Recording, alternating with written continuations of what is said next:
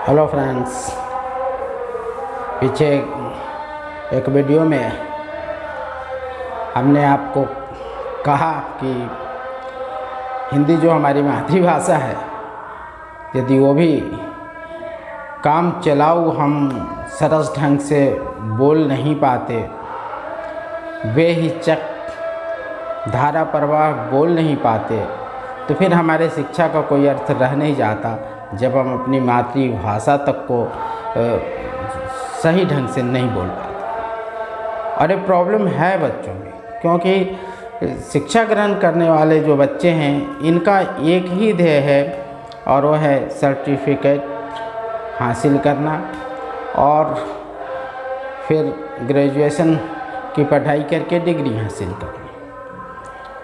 पर ज़िंदगी में अगर खुशी हासिल करनी है, ज़िंदगी में अगर किसी किस्म का सुख हासिल करना है, तो कुछ चीज़ें हैं जो आपको सीखने की ज़रूरत है।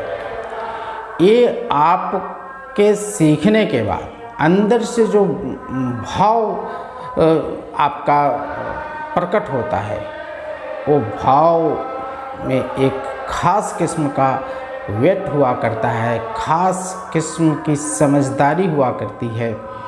यदि आपने कुछ भी ठोस ज्ञान अपने अंदर समाहित कर रखा है, पर हमारे बच्चे सिर्फ सर्टिफिकेट और डिग्री को ही महत्व दे रहे हैं और ज़िंदगी में जब बारी आती है अर्निंग की, परिवार चलाने की, तो जो अपने पिता से विरासत के रूप में जिन्हें मिला है संपत्ति, उसके सहारे ज़िंदगी जीते हैं। फ़र्क उनको पड़ता नहीं।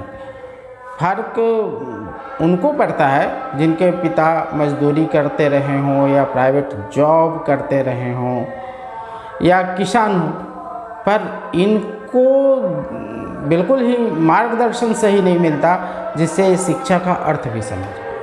तो समस्या इनके साथ भी है। तो बड़ा होने के बाद फिर पिता का जो पैसा है वैसा ही कुछ पैसा करके जीविका चलाते हैं और ज़िंदगी बिल्कुल साधारण बन के रह जाती है। और ये मानव जीवन जो बिल्कुल ही आपको मिला ही है मन माफिक खुशियों को हासिल करने के लिए, वो खुशियाँ अपवाद स्वरूप लोग ही हैं जो ले पाते हैं, वरना अधिकांश लोग अपनी ज़िंदगी में खुशियाँ तलाशते ही रह जाते हैं। और चूँकि उनकी राह ही सही नहीं होती जिससे कि उनको खुशी मिले, तो यूँ कहें कि सारा जीवन अधिकांश लोगों का यूँ ही बेकार चला जाता है। और मेरी जो अपनी समझ है उसमें कुछ ख़ास नज़रिया है खुशी हासिल करने का, जो ना तो आप दौलत से हासिल कर सकते हैं और ना किसी दूसरे से हासिल कर सकते हैं। हाँ, ये सिर्फ़ और सिर्फ यदि आप हासिल करना चाहते हैं तो अपने ज्ञान की बदौलत हासिल कर सकते हैं। और ज्ञान जो कुछ हमारे काम का है, जो हमारे जीवन में इस्तेमाल होने वाली बातें हैं, उनको अपने तरफ से जितना हो सके मजबूती के साथ सीखना ही हमारे नज़रिए को बदलता है, हमारे सोच को बदलता है और जीवन में खुशियाँ कैसे मिलेगी इस पर भी ध्यान दिलाता है।